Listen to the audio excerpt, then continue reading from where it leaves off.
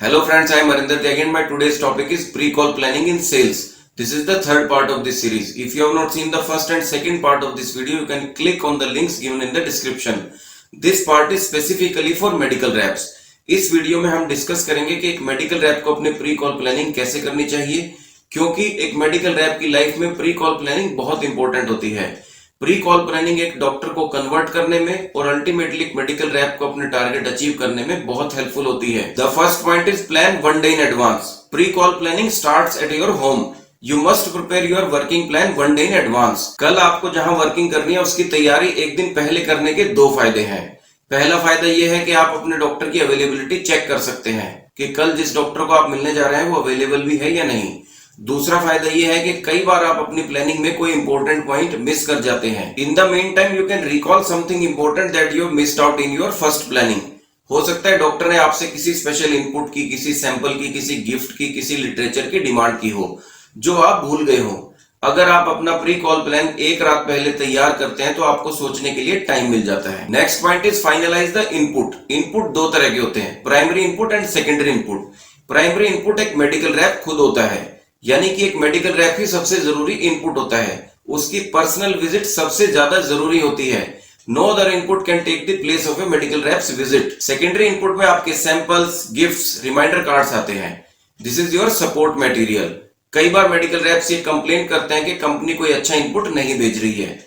वो ये बात भूल जाते हैं कि सबसे अच्छा इनपुट, सबसे बेस्ट इनपुट वो खुद हैं। जब तक वो खुद डॉक्टर की विजिट नहीं करेंगे उनका प्रिस्क्रिप्शन स्टार्ट नहीं होने वाला है। इसीलिए सेकेंडरी इनपुट पे बहुत ज्यादा फोकस मत कीजिए, कंप्लेन मत कीजिए कि ये नहीं है वो नहीं है। जो भी अवेलेबल है उसी के हिसाब से अपनी प्लानिंग कीजिए। कंपनी की जो भी स्ट्रेटजी है उसके हिसाब से अपना इनपुट फाइनल कीजिए कि कल आप डॉक्टर को क्या देने वाले हैं। चाहे वो कोई सैंपल है, गिफ्ट है या एक रिमाइंडर कार्ड ही है, give it with full confidence. जो भी इनपुट आपने फाइनल किया उसको अपने वर्किंग बैग में रख लीजिए।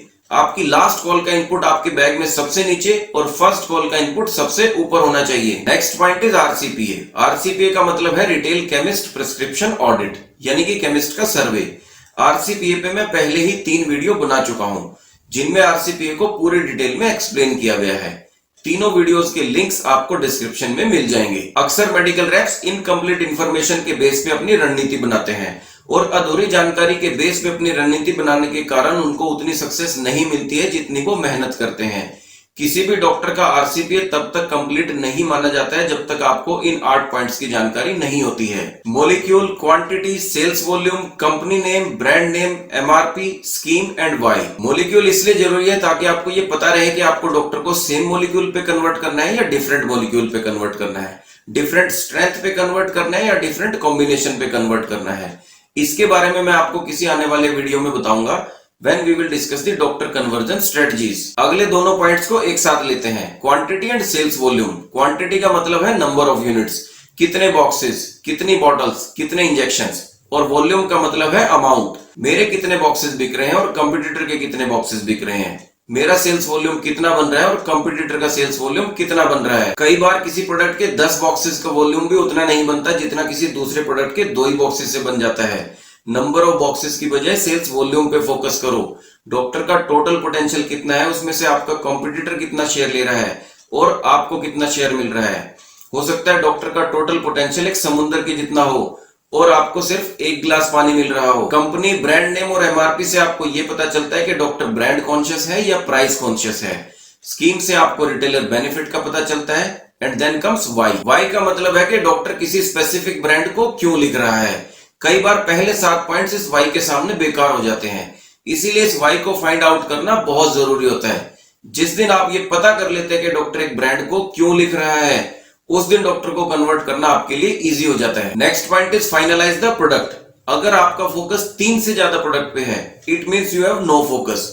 आपको अपना पूरा फोकस अपने मोस्ट इंपोर्टेंट 3 प्रोडक्ट्स पे करना होगा। आरसीपीए से मिली इंफॉर्मेशन के बेस पे, अपने एक्सपीरियंस के बेस पे, अपनी कंपनी की स्ट्रेटजीज के बेस पे, सेल्स वॉल्यूम के बेस पे अपना पूरा फोकस 3 ब्रांड्स पे कर लीजिए कि मैं ये वाले 3 ब्रांड डिस्कस करूंगा। उन 3 प्रोडक्ट के बारे में पूरा डिटेल में स्टडी कीजिए। प्रोडक्ट की कंपोजिशन क्या है, इंडिकेशन क्या है, कॉन्ट्राइंडिकेशन क्या है, साइड इफेक्ट क्या है, मोड ऑफ एक्शन क्या है, डोज कितनी है, एमआरपी कितना है, ताकि आप डॉक्टर के किसी भी सवाल का जवाब पूरे कॉन्फिडेंस से दे पाएं। Next point is set the priority. जो 3 प्रोडक्ट आपने फाइनल किए हैं उन तीनों में से कौन सा एक प्रोडक्ट ऐसा है जो सबसे ज्यादा जरूरी है, यानी कि जिसको कंपनी सबसे ज्यादा प्रमोट कर रही है, जिसको ज्यादा बेचने से आपको रिकॉग्निशन, आपको एप्रिसिएशन मिल सकता है। उस एक प्रोडक्ट को सबसे पहली प्रायोरिटी पर रख लीजिए, यानी कि आप उसको सबसे पहले डिटेल करेंगे। सिमिलरली सेकंड और थर्ड प्रोडक्ट को भी फाइनल कर लीजिए, यानी कि पहले नंबर पे कौन सा प्रोडक्ट डिटेल होगा, दूसरे नंबर पे कौन सा और तीसरे नंबर पे कौन सा।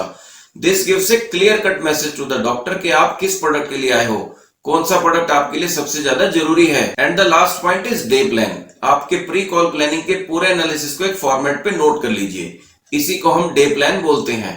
डे प्लान के 4 हिस्से होते हैं। First is morning reminders, second is morning and afternoon calls, third is evening reminders and fourth is evening calls. This is your day plan, जिसमें आपने अपने डे प्लान के चारों हिस्सों को नोट किया है। पहला हिस्सा आपका मॉर्निंग रिमाइंडर्स, आपने डॉक्टर्स के नाम नोट कर लिए हैं और उनका टाइम लिख लिया है, किस प्रोडक्ट का आप रिमाइंडर देने वाले हैं और रिमाइंडर के लिए आप कौन सा कार्ड देने वाले हैं। नेक्स्ट पार्ट में आप किन डॉक्टर्स की कॉल करने वाले हैं, उसके लिए आपको कितना टाइम लगने वाला है, किन प्रोडक्ट को आप डिस्कस करेंगे और क्या इनपुट देने वाले हैं। रिमार्क्स में आप लिख सकते हैं कि जैसे किसी डॉक्टर का बर्थडे है या आपको कोई सीएम में डिस्कशन करना है या किसी और पॉइंट पे बात करनी है। सिमिलरली आप अपने evening reminders and evening calls की प्लानिंग कर सकते हैं। अपना डे प्लान हमेशा पैच के हिसाब से बनाएं। एक दिन में 2 से ज्यादा पैच कभी प्लान मत कीजिए। अगर आप स्कैटर्ड वर्किंग करते हैं तो एक तो आपकी कॉल एवरेज कम रह जाती है, दूसरा आपको एक्स्ट्रा ट्रेवल करने से आपकी एनर्जी, आपका टाइम, आपका पेट्रोल वेस्ट होता है और आपकी एफिशिएंसी कम हो जाती है। अगर आप अपने हेडक्वार्टर पे अपने प्रोडक्ट्स की सेल बढ़ाना चाहते हैं तो प्री कॉल प्लानिंग के इन सभी स्टेप्स को अपना के अपना डे प्लान बनाना शुरू कर दीजिए और उस पर काम करना शुरू कीजिए। एक दिन में पर्सनल विजिट और रिमाइंडर मिला के कम से कम 20 डॉक्टर्स को अपने प्रोडक्ट्स याद दिलवाइए, उनको अपनी प्रेजेंस महसूस करवाइए और पहले ही दिन से अमेजिंग रिजल्ट्स आपको मिलना शुरू हो जाएंगे। I am sure this video was helpful. If you have any query you can ask in the comment section. याद रखिए, good luck is the result of good planning and good implementation. A goal without a plan is just a wish. All the best. Thank you.